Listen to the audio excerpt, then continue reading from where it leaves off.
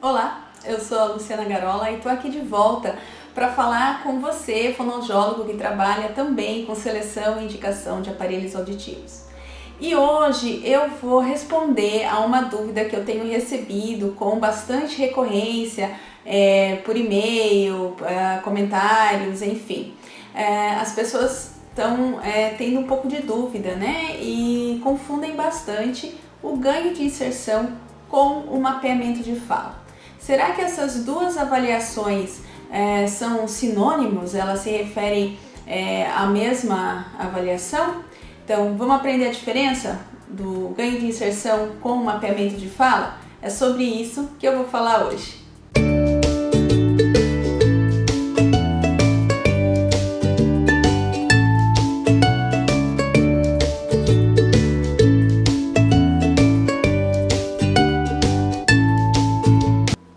Bom, a gente tem que lembrar que no ganho de inserção, a medida que a gente utiliza é a medida de ganho, né? Então assim já tem uma grande diferença. Quando a gente observa o ganho de inserção, a gente está falando de ganho.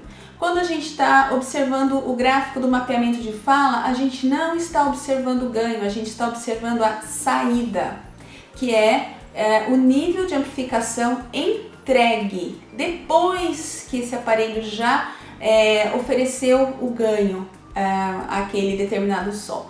Então, o gráfico onde essas duas avaliações são apresentadas também é bastante diferente, né? Então, o gráfico do ganho de inserção, ele é apresentado em dB, em ganho, e o gráfico do mapeamento de fala, ele é apresentado em dB, nível de pressão sonora, e se refere aos níveis de saída.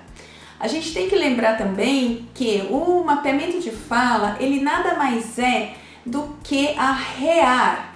Então, se vocês têm acesso à literatura que explica um pouquinho dessas siglas, a gente tem REAR, REIG, REUR, REUG, né? O mapeamento de fala é a REAR, é Real Ear Aided Response.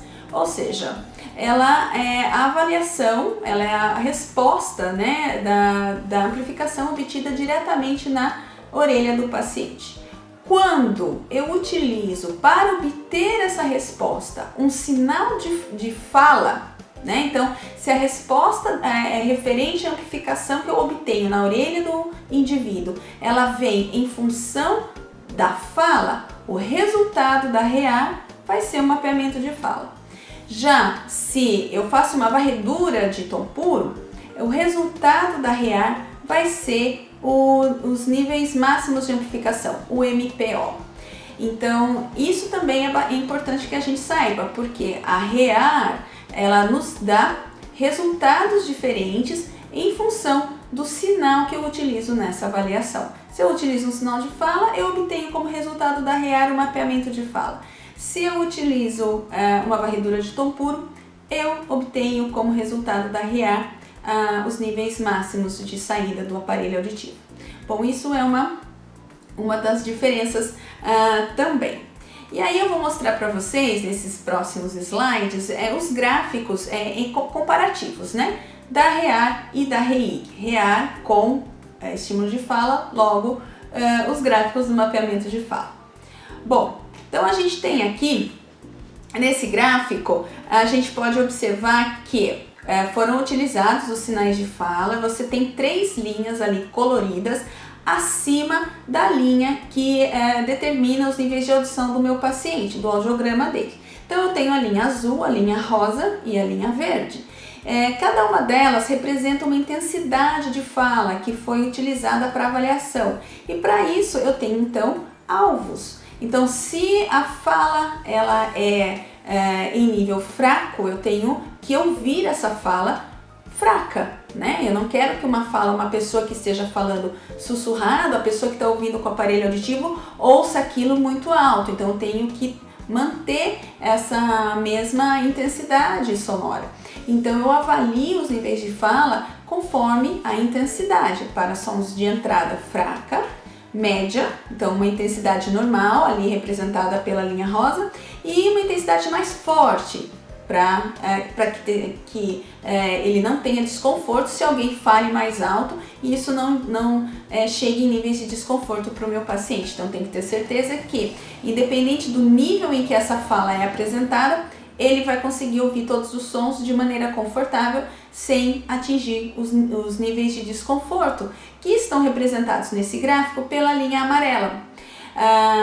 Os níveis de saída estão representados pela linha amarela. Os níveis de desconforto estão representados pelos asteriscos, eles são pré-calculados nesse gráfico em particular. Então, o nível de desconforto foi medido, foi calculado, é representado pelos asteriscos, e aí a gente mede se a saída máxima, a amplificação máxima oferecida por esses aparelhos não estão ultrapassando esses limiares pré-estabelecidos de desconforto, e nesse caso não estão.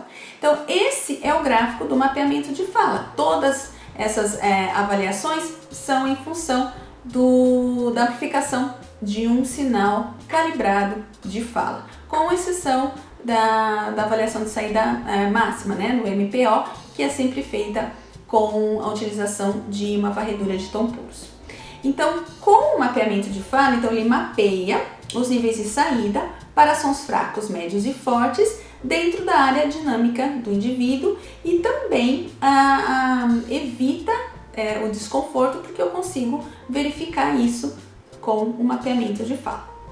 Agora eu vou mostrar para vocês o slide referente ao ganho de inserção. Então, no ganho de inserção, a gente não tem nenhuma referência aos limiares, né, do indivíduo, porque ela é uma medida de ganho, e as medidas de audição, né, elas são ou expressas em nível de audição ou em nível de pressão sonora, então não há como eu fazer a correlação diretamente com a REIG. A REIG ela também não é realizada com sons de fala, então a gente já sabe que os aparelhos auditivos amplificam fala de maneira muito diferente do que amplifica qualquer outro som. Então eu não consigo fazer uma avaliação tão precisa da fala com a utilização de um ruído ou de uma varredura de tons puros, que são os sinais normalmente utilizados pela REIG. Ela também não permite a análise do espectro total da fala, então a gente não tem como, por não usar fala como estímulo, então a gente não consegue ver se os picos de fala e os vales da fala estão amplificados de maneira ideal para o paciente. E por ser uma medida de ganho, como eu já disse, não permite a comparação direta com os níveis de audição do paciente.